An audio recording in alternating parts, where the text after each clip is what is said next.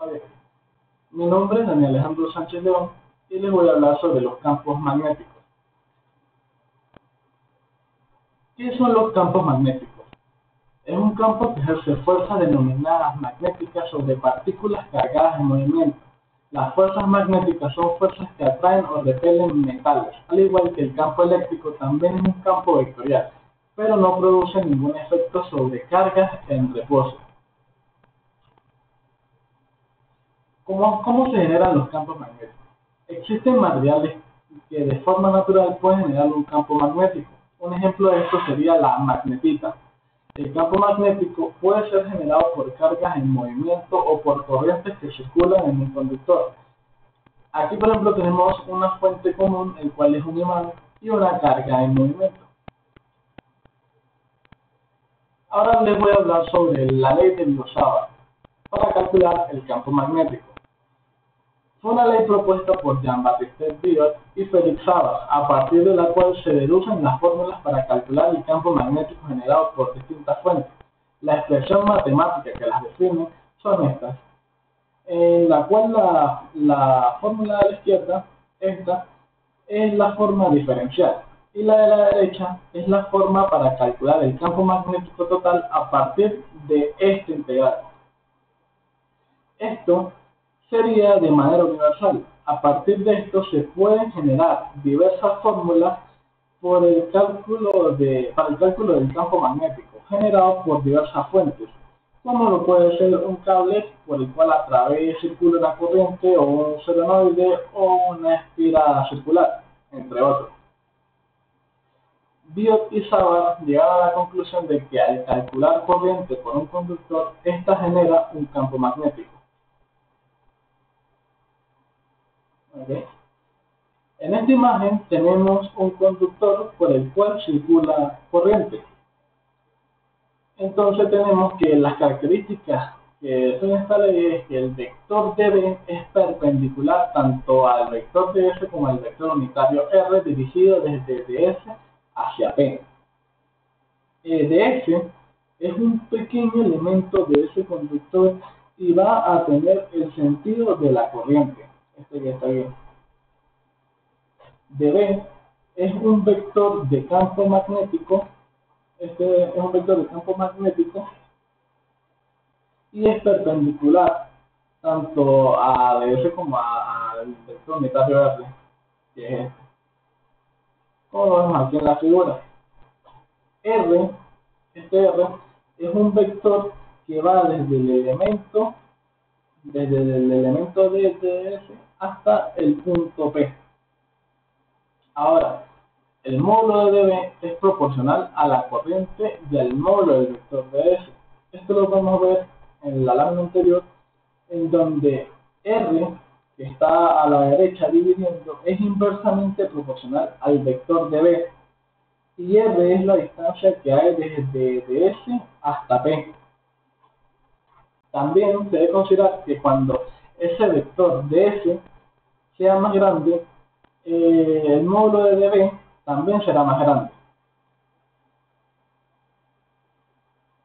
Otra característica es que el módulo de dB puede calcularse a partir de sus coordenadas como cualquier vector, o de la siguiente forma, con estas dos fórmulas, en donde estas dos son deducciones de la ley de Biot-Savart. La primera fórmula es si queremos calcular el módulo de ese pequeño elemento dB, o la segunda fórmula, que es si queremos calcular el campo magnético total del conductor, pero debemos desarrollar este integral en donde L es la longitud del conductor y θ es el ángulo que es el formado entre los vectores de S y R. Ahora vamos a resolver un ejercicio mediante la ley de Biot-Savart, el cual nos dice: un electrón se mueve con una velocidad de 3 por 10 elevado a la 7 metros sobre segundo, como se muestra en la figura. Calcule la magnitud y dirección del campo magnético que este electrón genera en el punto A, el cual está situado a 2 micrómetros desde el electrón, que es este aquí. ¿Okay? Vamos a utilizar estas dos fórmulas para determinar tanto la magnitud como la dirección. Utilizando esta fórmula, vemos que esta es la fórmula para determinar el módulo del campo magnético que se genera en este punto A. El vector R es el vector que va desde la carga negativa, esta que está ahí, hasta el punto A. El ángulo θ, que es este que vemos entre el vector R y el vector el vector de la velocidad o la rapidez, decimos que es de 30 grados. Esto lo podemos deducir ya que desde el eje Y hasta el eje X hay 90 grados y desde el eje X hasta el vector R hay 60. Por lo tanto, este ángulo θ sería de 30 grados, como lo vemos aquí. El módulo el módulo del vector velocidad o de la rapidez ya nos lo da el ejercicio, que es 3 por 10 elevado a 7 metros sobre segundo. R, que es la distancia entre la carga y el punto A, también nos da el ejercicio, que es de 2 micrómetros, o lo que es igual a 2 por 10 elevado a menos 6 metros. La constante de permeabilidad magnética y la carga, que es igual a 1.6 por 10 elevado a menos 19 coulombs. Luego lo que hacemos es estos datos reemplazarlos en la fórmula, pero tenemos que tener en cuenta que como lo que queremos calcular es el módulo del campo magnético, la carga debe tener signo positivo. Al desarrollar esto, nos da como resultado que el módulo del campo magnético es igual a 6 por 10 elevado a menos 8 Tesla. Ahora necesitamos calcular la dirección de ese campo magnético. ¿Cómo lo vamos a hacer? Ok, ya teniendo el valor del módulo del campo magnético, lo que hacemos es utilizar, primero extendemos un poco el vector velocidad y se usa la regla de la mano derecha, en donde el pulgar, como la carga es negativa, va a apuntar en sentido contrario al sentido del vector velocidad. Nuestro vector velocidad va en esta dirección, así que nuestro pulgar iría hacia abajo. Y el sentido es el que indican nuestros dedos al cerrarlo. Por lo tanto, el sentido de que ese campo magnético tendrá es el de esta línea azul, que lo estamos representando aquí con la flecha roja. En el punto A, cuando esa flecha termina de llegar al punto A, la flecha roja representa al campo magnético. Y esta podemos ver como si va a salir de nuestra pantalla. Si lo relacionamos con un eje de coordenadas Z, X, Y, un sistema de coordenadas 3D, asumimos que el vector que saldría de nuestra pantalla va en dirección de Z positivo hacia acá. Así que, por lo tanto, el campo magnético, la dirección sería en Z positiva. Ahora vamos a hablar un poco sobre la ley de Ampère. ¿Qué es? La ley de Ampère surge como una generalización de la ley de Rorschach, ofreciendo una forma simplificada para calcular el campo magnético en configuraciones simétricas. Esta ley establece que la integral de línea del campo magnético alrededor de una trayectoria cerrada es igual a la permeabilidad magnética del vacío multiplicada por la corriente encerrada por la trayectoria. La ley de Ampère resulta particularmente útil para analizar el campo magnético en solenoides, toroides y otros elementos con simetría rotacional, como este que estamos viendo aquí. La distribución del campo es uniforme. Ahora tenemos la ley de Faraday. La ley de Faraday establece que un campo magnético variable en el tiempo induce un voltaje en un circuito cerrado. También la magnitud del voltaje inducido es directamente proporcional a la tasa de cambio del flujo magnético a través de todo el circuito.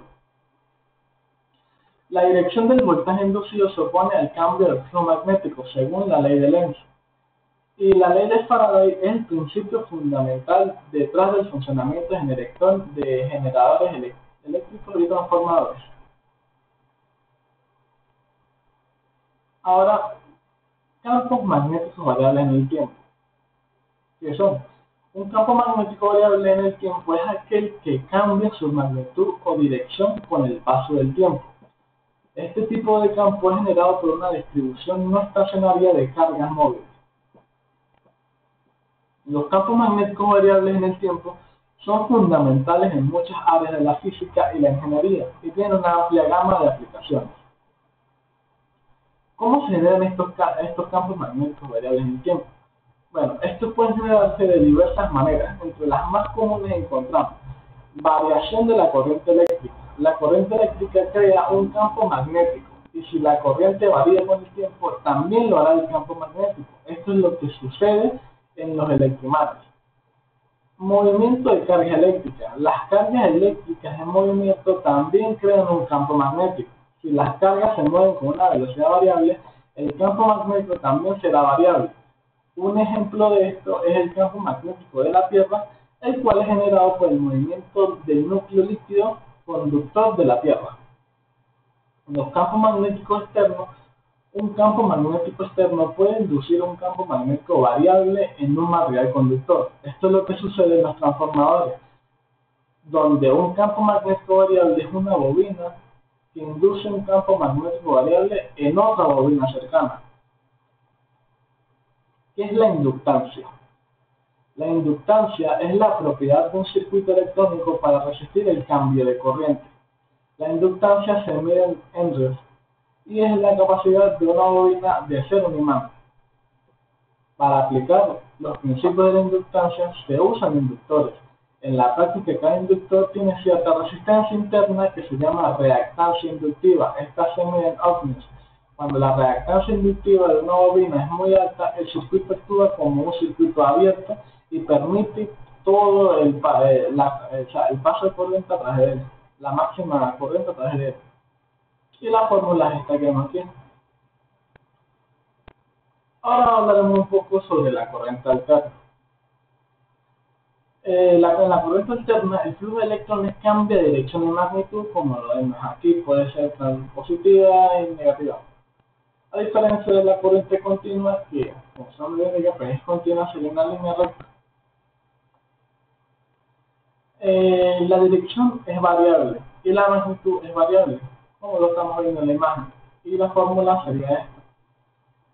Es producida mediante alternadores. No se puede almacenar, a diferencia de la continua, que la podemos almacenar en baterías. Esta se puede obtener a partir de la corriente continua mediante un inversor. Y sus aplicaciones son solo en alto voltaje, como en la generación, transmisión y distribución de potencia para suministrar energía eléctrica a las casas, edificios y negocios. Ahora hablemos sobre los circuitos LR, en donde, como podemos ver en estos circuitos, tenemos la fuente, tenemos aquí también un inductor que es una bobina y su valor es L. También tenemos un resistor en donde la corriente I es variable. Los efectos que se generan que genera el inductor en el circuito son los siguientes. El inductor no se opone al paso de corriente. El inductor se opone a la variación de la corriente, como vemos aquí. En los circuitos de la corriente directa mantiene la corriente constante y estable. Y en los circuitos de corriente alterna suprime las variaciones que puedan haber. Componentes de un circuito RLC. Tenemos la resistencia es una medida de la oposición al flujo de corriente, se mide en ohms. La inductancia es una medida de la oposición al cambio de corriente y se mide en henries. Y la capacitancia es una medida de la capacidad de un componente para almacenar energía eléctrica, y esta se mide en farads y aquí en un capacitor. ¿Cómo se comportan los circuitos RLC en serie? En un circuito RLC en serie, los tres componentes están conectados en una sola trayectoria, como lo estamos viendo aquí. Tenemos la resistencia, la inductancia de la bobina y el capacitor. La misma corriente que fluye a través de todos los componentes, la misma corriente fluye a través de todos los componentes en el circuito. O sea, la corriente que pasa en la resistencia es la misma en la bobina y es la misma en el capacitor. Y el voltaje total del circuito es igual a la suma del voltaje en cada elemento, en cada componente. La suma del voltaje en la resistencia más el voltaje en la bobina más el voltaje en el capacitor es el voltaje total del circuito. Ahora, ¿cómo se comportan los circuitos RLC en paralelo? En un circuito RLC en paralelo, los tres componentes están conectados entre sí en diferentes puntos. Llevamos a ese momento mediante dos caminos. Ponemos aquí. Aquí tendríamos la resistencia, la bobina y el capacitor. La misma tensión se aplica en todos los componentes. La tensión que llega aquí a la resistencia es la misma en la bobina y es la misma en el capacitor. Y la corriente total del circuito es la suma de la corriente en cada componente. O sea, la corriente de la resistencia más la corriente en la bobina y más la corriente en el capacitor va a ser la corriente total del sistema. Y ese es el comportamiento de los RLC en paralelo. Bueno, ha sido todo. Muchas gracias por su atención.